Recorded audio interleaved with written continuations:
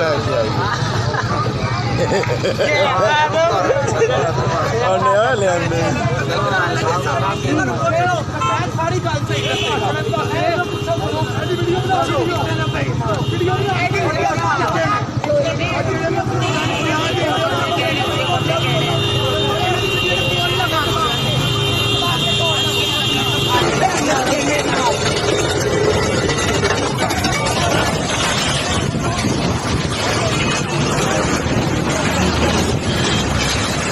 ये खारियां खाने का शहद का अंदाजा है जी। ये देख सकते हैं